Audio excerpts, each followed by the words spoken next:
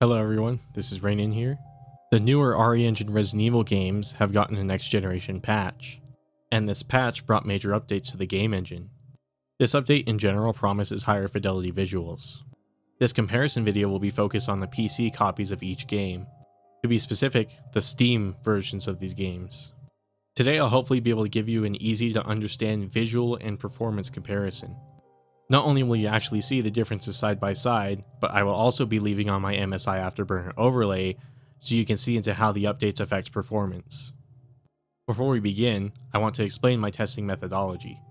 I am running these games on a Windows 11 PC with an RTX 2080 Super, a Ryzen 3700X being cooled by an all-in-one liquid cooler, 32GB of G.Skill Trident Z 3200MHz memory with XMP enabled, and the games and game assets are being loaded from a 2TB Sabrent Rocket 4 Plus NVMe PCIe Gen 4 SSD running in PCIe 4 mode.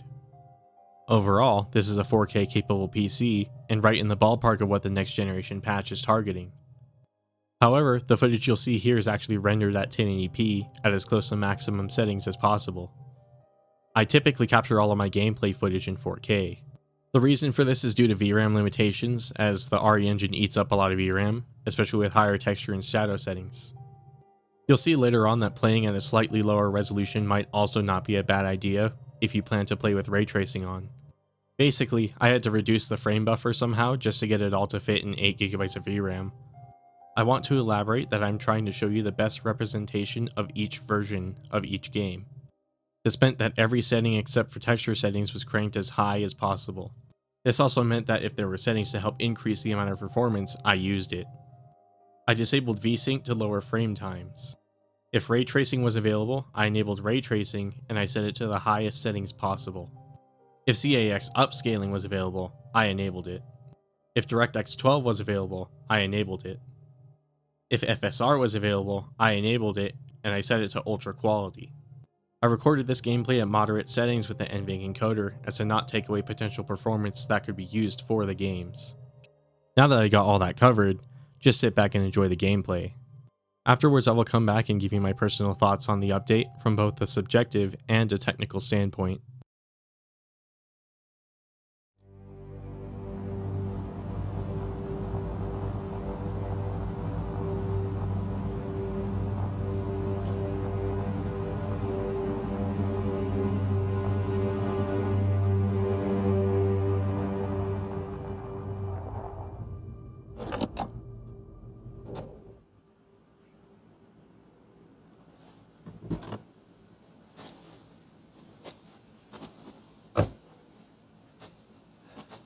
This is the place.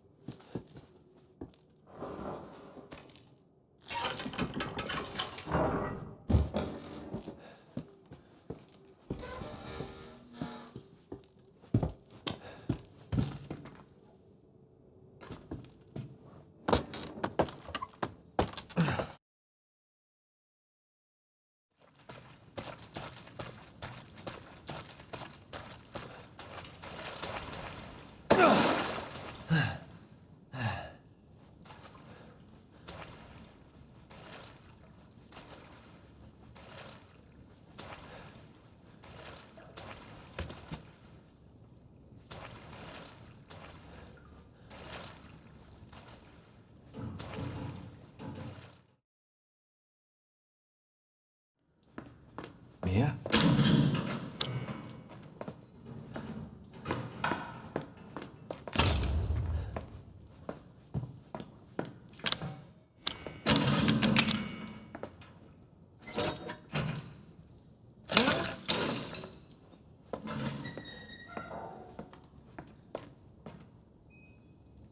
Mia, oh, thank God I found you.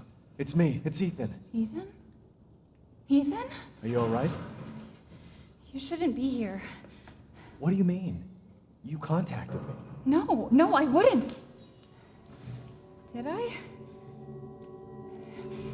Did anyone see you? Did he see you? Hey, who else is here? What the hell's going on? Daddy's coming. We need to go. Daddy? We need to go now!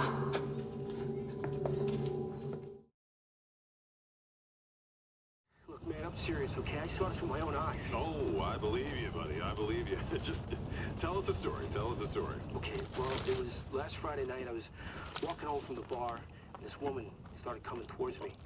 She was staggering, you know, so I figured she was drunk. Whoa, whoa, whoa. Okay, tell us, be honest now. How many drinks did you have? No, man, I barely had a buzz on. Oh, come on. Look, just listen, all right? She got closer, and I got a good look at her. You had to see her eyes, her nose, her whole face. It looked like it was rotting. Yeah. She looked like a corpse, like a walking corpse, man. Sounds like my wife. I've never seen anything like it. I haven't been able to sleep since that night. All right, calm down, buddy. Calm down. Just, hey, you gotta stay strong, okay? Don't give in to fear out there, right? Yeah, well, you got that right. If you freeze up around these things, it'll sink their teeth in you. I should attack somebody. Oh, come on. Just getting good.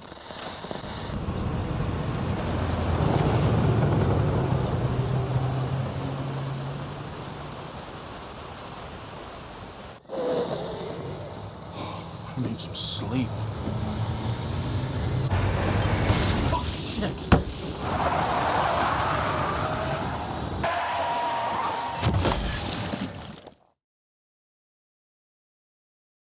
Hello? Anybody there?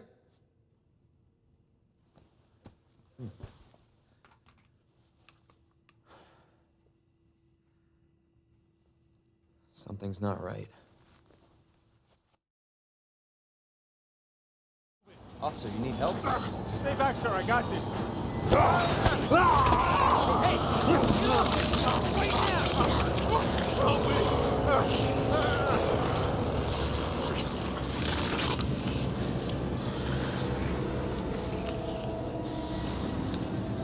Freeze! I'll shoot! Shit!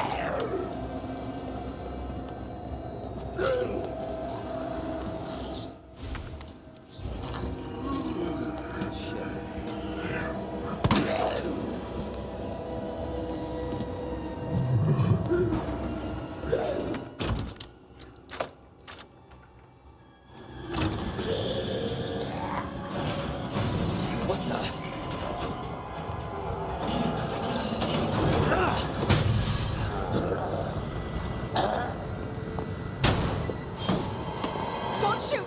Get down!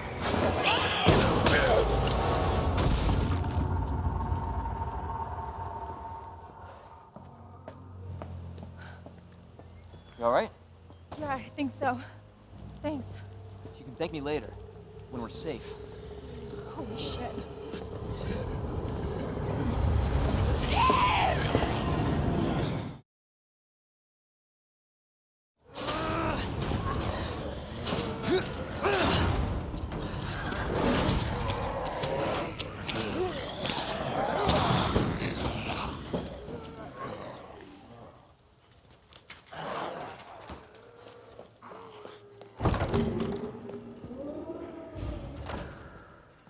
Hello?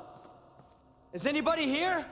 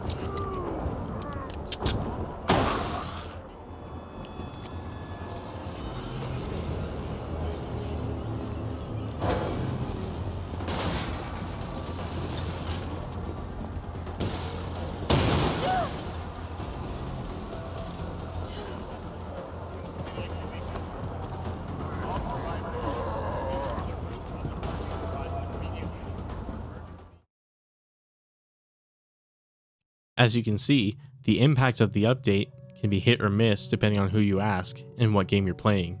If you're expecting ray tracing to completely change how these games look, your expectations are too high and you're setting yourself up for disappointment.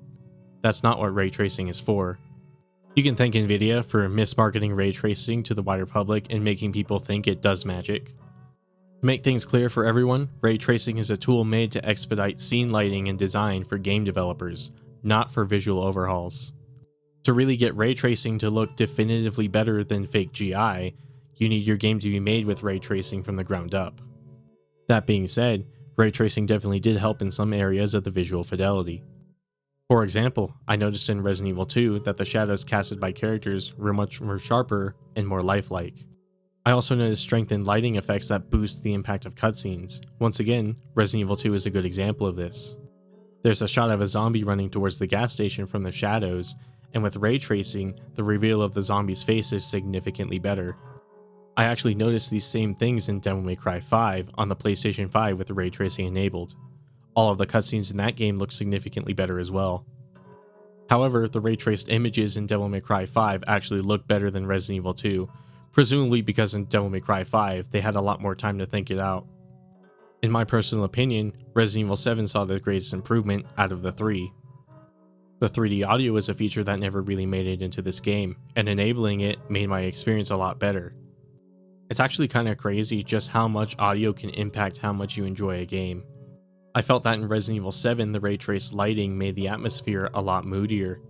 The flashlight tied to the player's camera also looked and felt a lot stronger than before as well. Presumably thanks to FSR, I noticed way less jaggies in Mia's hair. Mia looks a lot better in general, which is weird because as far as I'm concerned her asset wasn't changed at all. One of the biggest benefits of enabling ray tracing is replacing all of the faux reflection materials that Capcom places on hard surfaces or metallic materials. A notable example is the grainy lighting effect that's used on the foyer floor in Resident Evil 2's police station, or when you're in the gas station and you're turning the key on the door. Enabling ray tracing replaces these effects and makes it look so much better. RE7 most likely would benefit the most from this, however, as it has a lot of wet ground and hardwood surfaces. I'm actually really looking forward to playing through the sunken ship part of the game with ray tracing on.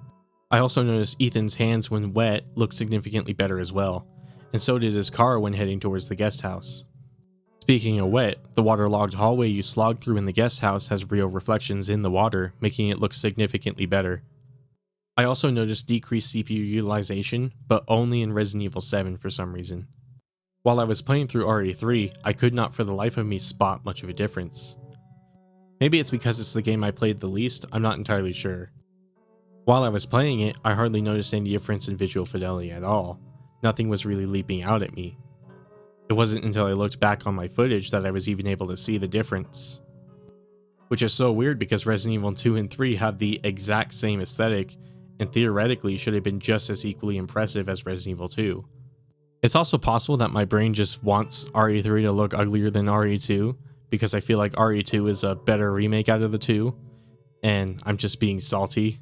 That's another potential factor. As far as performance goes, I was expecting decreased performance overall, even with SFR, and for the most part I was correct. After all, it was hinted that the minimum requirements for these games would go up after the update. However, I noticed that the performance gained through using FSR on its ultra quality setting was not enough to cancel out the hit from using ray tracing. This means that those weird hitches and stutters you get in Resident Evil 2 when you use max shadows will get even worse potentially. And this also means that Resident Evil 3 just runs way worse in general. I found that in numerous points of my 10-minute run of Resident Evil 3, the game frequently went under 60 frames per second. Keep in mind, this is at 1080p on a 4K capable graphics card, so I'm a little confused as to why that is. Resident Evil 2 ran a little better. It stayed well within acceptable territory if your goal is 60 frames per second. Anywhere above that though and you might need some help.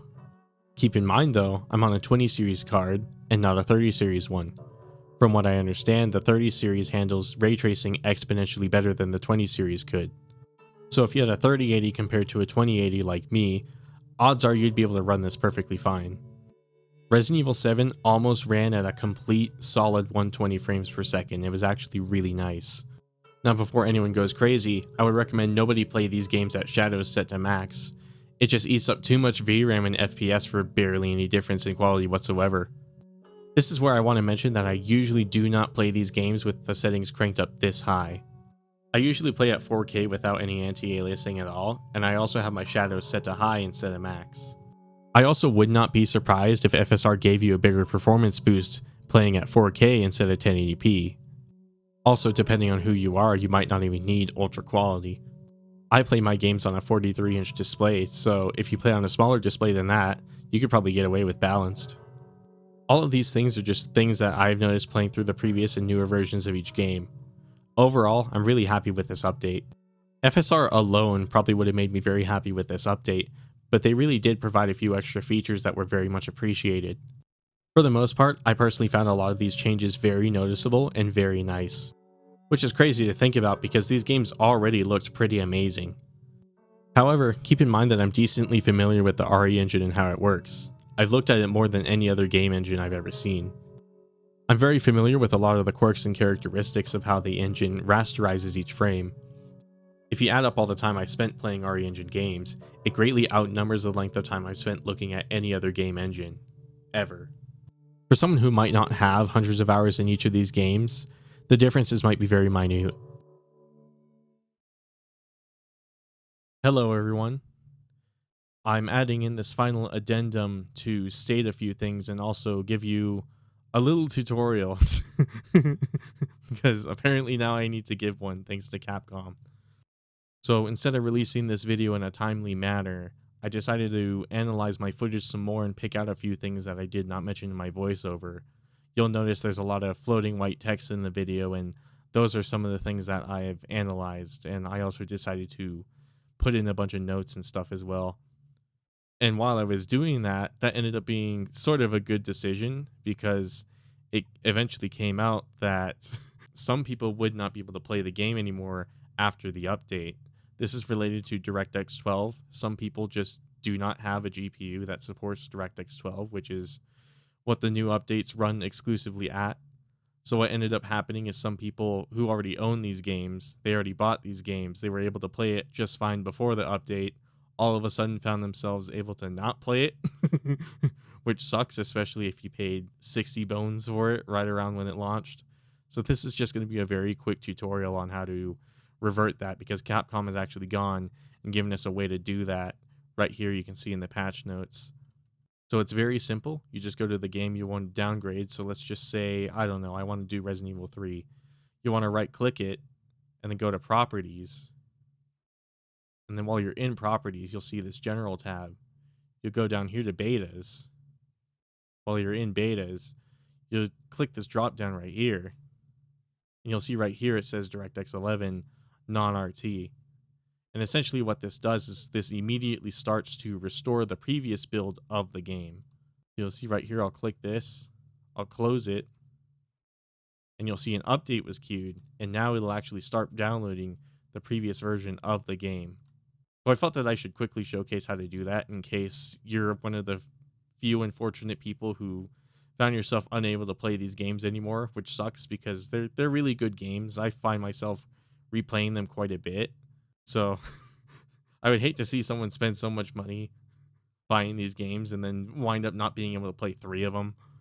Another thing I wanted to mention, earlier in the video, I had stated that in order to get ray traced global illumination to look better than fake global illumination, you know, rasterized, you would need to create your game from the ground up to get it to actually look a lot better.